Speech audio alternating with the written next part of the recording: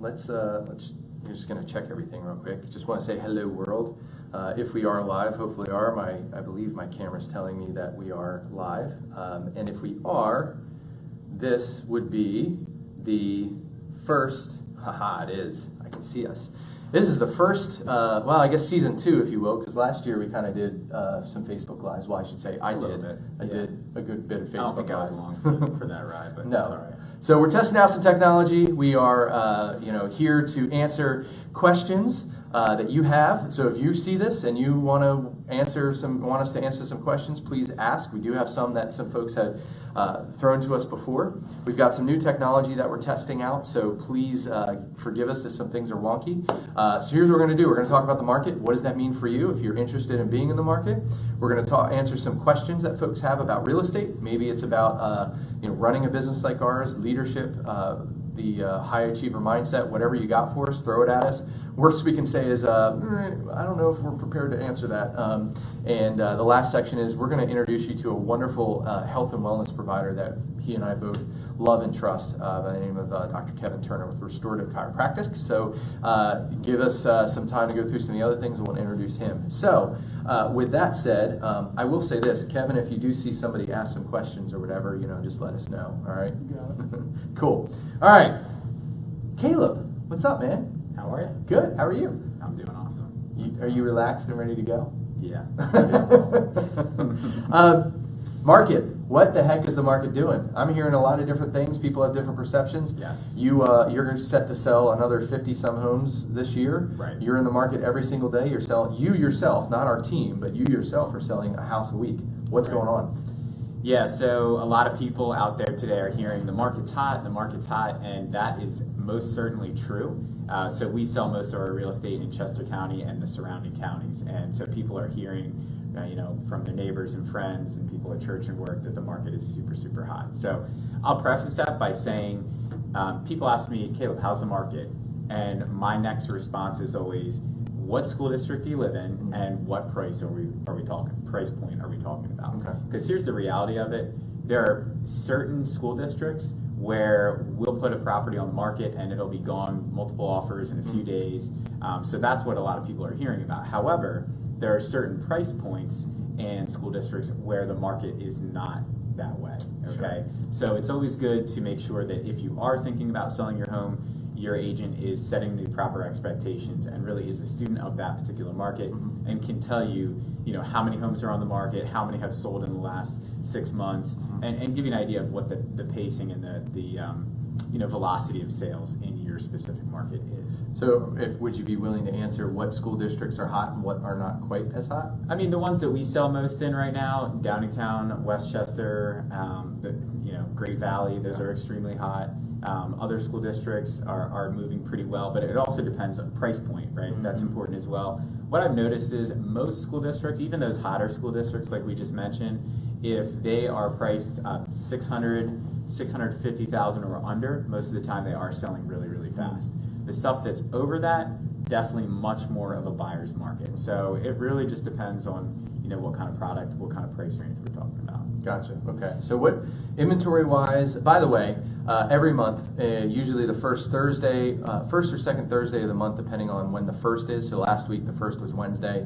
Our market stats came out yesterday because the timing of all that. So we post on our website, on our blog. If you go to thechrisandcalebteam.com, you just go our blog and we post our stats there, the market stats every month. So it gives you a rundown there of what that is. What can you tell us about the inventory and how that's affecting things? Yeah, so inventory is 15% lower in Chester County than it was the same time last year. Wow. Yeah, so that's pretty crazy. So you can imagine what that had, the typical supply and demand thing. If there's less supply and demand remains constant or goes up, all of a sudden you're going to get into much more of a seller's type of market where there are those multiple offer situations and that kind of thing. So for those that might not know, what's the difference between a seller's market and a buyer's market? What do you mean by that?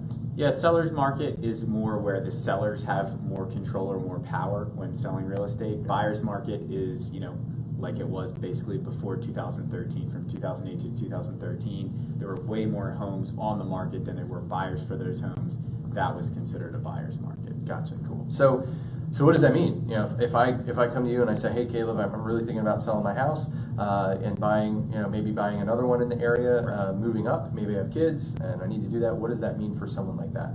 Yeah, so every market has its different challenges. So great thing is, you know, not only is inventory down 15%, the average sale price in Chester County is up by 5% over the same time last year. So home values have, on average, have gone up 5%. 5%. Right. So that's, I mean, so for a $200,000 house, I'm not great at math. $10,000. Okay, thank you. And if it's 300, it's 15,000. That's why we're business partners. Yeah, that's right. Yes. Exactly.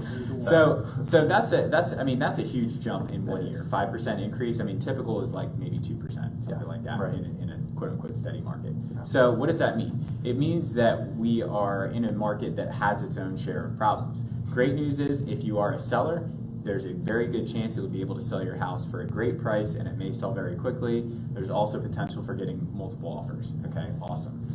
Challenge is if you're looking to buy and sell at the same time, within that same market, a lot of times you can get the house sold very quickly and then you're going to have to make a decision on the new house that you're going to be buying pretty quickly as well. Yeah. And with the inventory down 15%, a lot of the clients I'm meeting with are fearful that, okay, if we put our house on the market and trust we're going to find the right house next, you know, what if we don't find the right house, right? So I always tell my clients, I would much rather, you know, have you be in a situation where you get the house sold and have a plan B, right? So, you know, nobody likes to talk about this, but consider moving twice, whether that means into a short-term rental or moving in with family. Yeah. God forbid, that's a scary thought for some of us. Yeah. And yet, sometimes that can be a situation that can alleviate that stress of, oh my gosh, I'm going to put my house on the market, I'm going to get it sold for a great price, and then I'm going to be homeless. And I'm going to be honest with you guys, you know, I right now, I think that's a fantastic idea because if you look at, so if the house you're selling is up 5%, you know, $10,000, $15,000, so is the place you're going to buy. And it may, you know, maybe real estate agents might not like to tell you this, but the truth is like maybe you shouldn't buy now. Maybe there's some sort of temporary situation because, you know, if your home value is going up and so is the one of the place that you're going to buy, you're making more money on that side, but you're spending more money. And so if you wait a little bit, you know, there's a shift I keep saying this in our blog, there's a shift that's overdue. Maybe in a few years or a year, you don't know that. That's the gamble, right? How long can you hang out with family at their house? How long are you going to be welcome there? But, you know, maybe you can get a better deal in 12 months. I don't know. Nobody knows. You know, but that's something to consider. Yeah, and what it comes down to is, you know, a lot of people when they're moving for not just financial reasons. Right. There's another reason that's behind that move. So obviously that gets considered and weighed into the decision as well. Right. Yeah. So cool. You know, last thing I'll throw in there from a buyer's perspective, you know, man, you need to make sure that you have a great agent on your side because, you know, you're going to lose out on a lot of homes in those areas that are moving quickly. You know, if you don't have some tools on your side, some tricks up your sleeve to really know how to get your offer noticed and accepted, you're going to be putting in offer after offer after offer. And if your agent doesn't know what, you know, how to put and position that offer to be accepted, it's going to be really tough. And you know, we're telling our folks, you need to understand if you're in a hot market, you really can't go, if it's a few days on the market, you can't go in much under asking price at all. And if it's multiple offer situations, you might be going over asking price.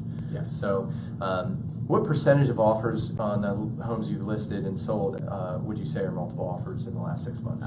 The beginning part of this year, it felt like almost everything was getting multiple offers. It slowed down a little bit, and yet they're still happening. We just sold a house, you know, last weekend. We had 3 offers on it, selling for $10,000 over the asking price. So I mean, it's still happening even right now. Yeah, cool, awesome. If you have more questions about the state of the market, please ask away. I'm definitely seeing a few folks watching, which is great. You can also email us, you know, go through our website. You can text us at 484-696-4833 at any point. That's our immediate answers line, and we'd love to answer any questions for you. And if you know us, you know that we're not going to pressure you into anything. We just want to help you, get you the information you need to make a good decision. So let's switch gears a little bit, if that's okay with you. If there's anything else you want to say about the market. So we had a few folks that sent us questions in ahead of time, which is great. I'd love to answer the first one, which is very specifically real estate related. And the question was, why are builders only building huge homes when we have an aging population who need less space?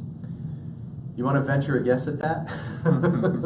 So I'm not a home builder. Yep. What I do know is that, economics drive all these decisions. And so I think that there's just much more profit to be made in those larger homes. And if they can actually sell them, if that demand is there, well, then they're going to sell the thing that's going to be the most profitable for them. And so that a lot of times it is, meaning those larger move-up buyer type of homes. Yeah. That being said, one other thing I've noticed is that there definitely is a trend. They don't build new construction ranch style homes anymore, right? So there's a lot of people that we work with that would like to downsize from the traditional 2-story floor plan and get into something that's all on one level. Mm-hmm. Well, if you're looking for new construction in that, you're either building a custom home and finding your own lot, or you're looking at moving into a 55 plus community where you're going to be pretty tightly packed in with a bunch of different neighbors. And some people, that's just not the style that they want to live in. What about, so you mentioned finding your own lot and building your own place.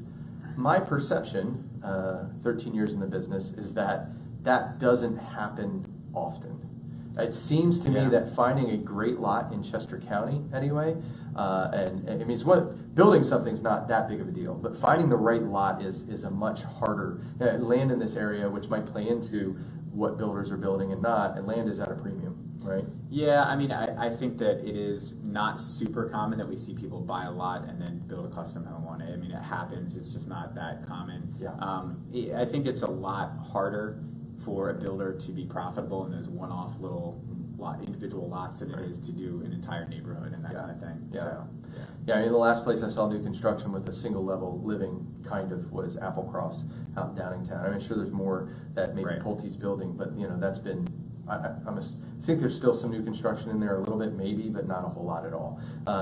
So, my take on what builders are building, especially when it comes to large homes, is really the cost of land. I think that the cost of land is drives prices up. Plus, it's a matter of like who's the biggest buyer of homes. And I think in this area, it's going to be that 30, 40 something buyer that maybe in their 20s they had their first or second job. Now they've come into it into a really great position, and they have money and they can afford it, so they're moving up, they're getting a bigger home. It's what they think they want, or they really do want, and that's really what's going to sell. That's the hot thing. And so single level living for the most part is not as hot of a sale as it would be. There are some 55 plus neighborhoods that are doing that, but they're still expensive. You're still spending $350,000, $400,000 on a 2,200 square foot single level type living. probably more than that, actually. More. So, I think it's a matter of the economics of it. And the builders want to make a profit. They've got a certain profit margin that I'm assuming they would have investors in, and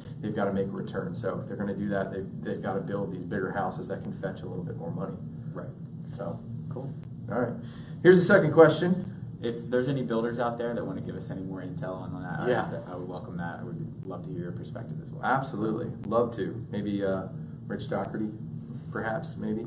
Anyway, next one is non-real estate specific, but business related. And I love this question. I'm in charge of hiring talent for our business. So if you want to get into the real estate business or have ever been interested in maybe joining our team, love to talk to you. Please reach out right away. We're always looking for talent. We're looking for humble, hungry, and people smart type of people. So please reach out. So this comes from a good friend of mine, Glenn Whitman. What's up, Glenn?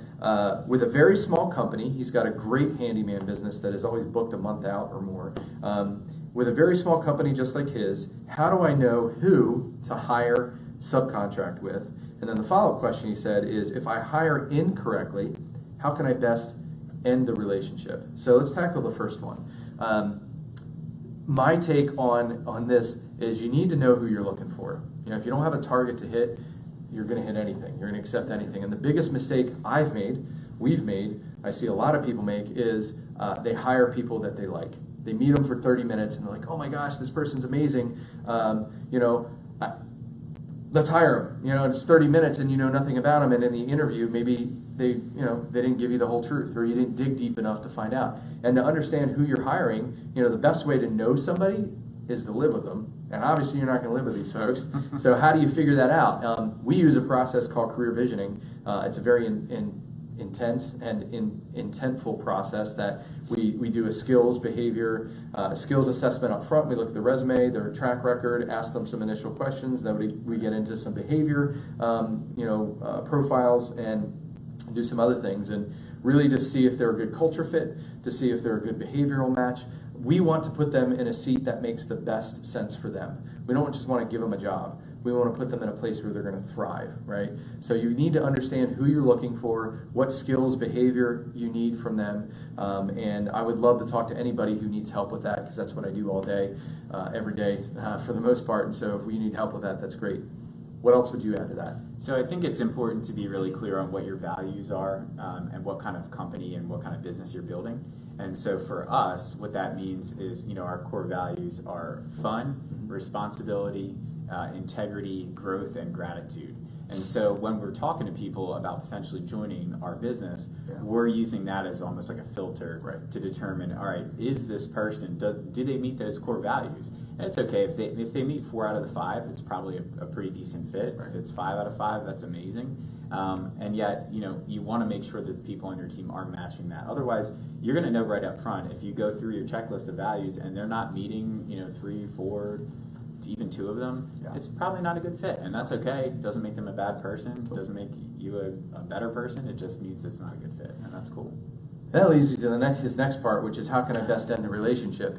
Look, if you ever have the thought, a great question you would always ask me, which I know we picked up from Seth Campbell or someone like that, it was like, look, if knowing what you know now, would you hire this person again? And if the answer is no, you need to get out of a relationship with them. And that applies to business systems. Maybe you're spending money on leads or something like that. If it's not creating the results you want, then get rid of it. So how do you do that tactfully?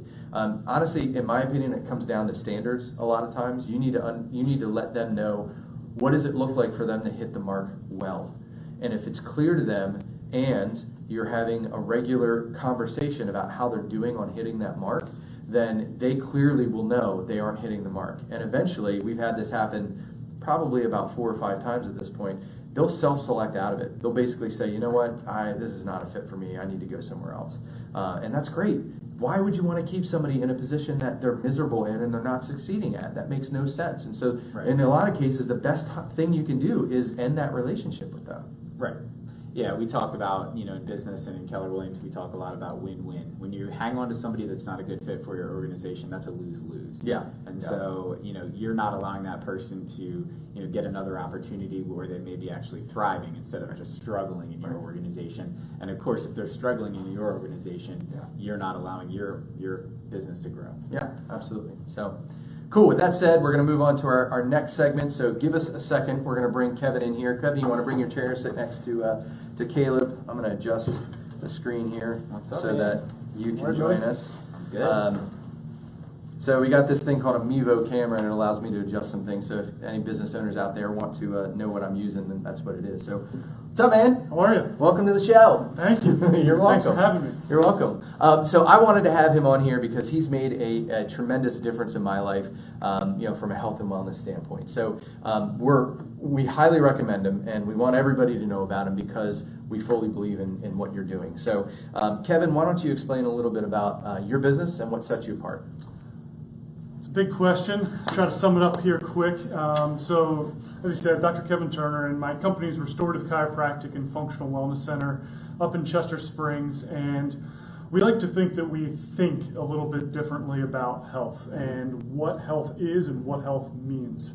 And so naturally, as a chiropractor, I provide chiropractic services. And so I work with a whole host of different people, a lot of athletes, but, pediatrics and just the average desk driver as well. Yep. So, we work with a whole host of different conditions that way, and we use all different techniques. So, if somebody's been to a chiropractor or maybe isn't satisfied with the chiropractic care they're receiving, there's all different kinds of techniques that different chiropractors use, and it just depends on maybe what's right for that particular person. So we like to always be evaluating things. We don't cookie cutter people into treatment plans or treating everybody the same way. Right. So each visit can oftentimes look different for someone depending on what's going on with them at that current time. That's definitely been my experience with you. I had a back issue. I was you know, those of you that know me, I'm into CrossFit. Kevin is as well, and I was doing some heavy deadlifts and. Oh, and I'm not into CrossFit. Oh yeah, I'm He's sorry. a CrossFitter too, everybody. He just beat my butt He this throws morning. big weight. Yeah, I don't know about big weight, but he, Slow down there. he's Slow got down there. good lungs on him. He beat me in the workout this morning. I can run. Yeah, you can run and do burpees. But yeah, I did some heavy deadlifts back in like March or February or something like that, and I didn't know it, but I tweaked something, and then a couple weeks later, I was doing some front squats, and something went, and I'm like, oh, that's not good. And he correctly identified what needed to happen. He didn't push any treatment on me. It's not like I had to come see him every week for indefinitely. It was like, here's the treatment plan. Oh my gosh, it worked. It was awesome. Like I feel better than I did before I messed my back up. And so we've also done a good deal of blood work and helped me really understand that. My personal feeling is that I feel like a lot of times I go to my primary care doctor and it's like a drug dealer type of situation where I'm just handed drugs instead of like, let's look at what's going on. What's in the blood? What does that really mean? What things can I do naturally to bring wellness into that? And so I don't know if you can speak to that. Yeah. So I think the other kind of half of my practice is I do a lot of kind of what's called functional medicine work, where it deals with root cause of disease and illness. And I think, as we know, the rates of chronic disease and illness in this country are skyrocketing, and frankly, in many ways, it's bankrupting us as well. Right. And so often it's not looking, our healthcare system is more of a disease care system, and we're not really focusing on what truly health is. Yeah. We're not looking at the root cause. It's very symptomatically based. Right. And so my job, and came through a lot of other training, is essentially to run specific labs or do other diagnostics to figure out what truly is causing somebody's set of various symptoms and identify what that is so that the root cause can be corrected. But Kevin, you're not a doctor. How can you do that? So I'm not a medical doctor. I'm not an osteopath, but as a chiropractor in the state of Pennsylvania, I'm still licensed to be able to order any labs and interpret those labs as well. And so I can't prescribe medication, but I'm able most of the time to utilize different herbs, nutrition, other nutrients in order to help correct that root cause. Yeah. And so, and a little example that I give oftentimes with patients is that, if you have a tree that's wilting, you might say, oh, let's spray paint those leaves green. And it looks pretty all of a sudden because the tree's now green again. Yeah. But something inherently is wrong. And so the question really should be is why? Yeah. Why was that tree wilting? Yeah. And so it could have been, someone upstream is dumping a whole host of chemicals in this thing, and it's causing that. It's not getting the sunlight. It's not getting nutrients in the soil, whatever it might be.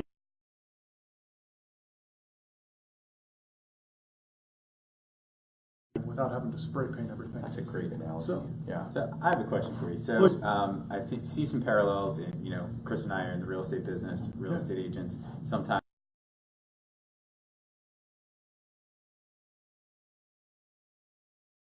walk them through. What do you say to somebody who comes to you and says, yeah,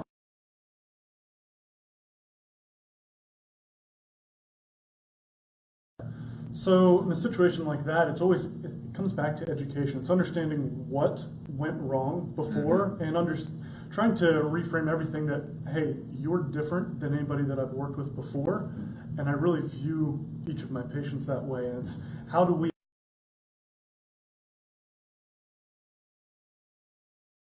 recently come in, and they'd frankly been hurt by their last chiropractor, but they knew they needed it, but there was a lot of anxiety and sort of a nervousness that resulted from that. Yeah. And so we talked that one through, and they're feeling significantly better and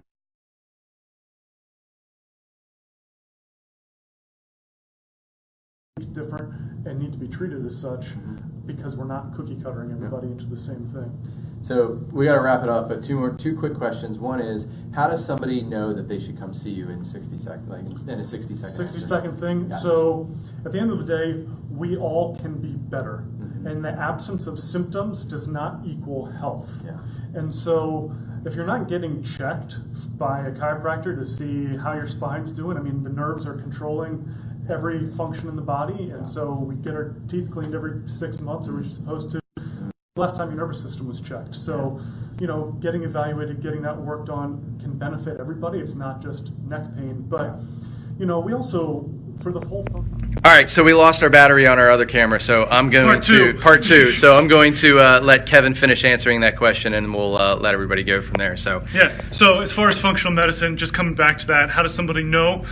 You don't necessarily. So if you want to look at things through a little bit of a different lens and perspective, I'm doing these short kind of free consultations, which, you know, I'm playing around with that, but doing a free consultation where we can, you know, sit down and figure out if it's going to be a good fit for you and for me both, because I don't want to waste anybody's time, yours or mine. And so if that's something you're interested in, you can give the front desk a call, talk to my office manager, Denise, or the other front desk staff, Nancy. Number is 610-458-0500. That's going to be the best way of finding out if functional medicine is right for you. Checking out the website too. Cool. 610-484. 610-458-0500. Thank you. Or checking out my website, restorative.com, restorativechiro.com, excuse me. And you're on Facebook. And Facebook, but restorativechiro.com. That has a bunch of information there too. Rock on. Cool. Awesome. Thanks everybody for joining us. Appreciate it. We'll see you soon. Bye. See you. See ya.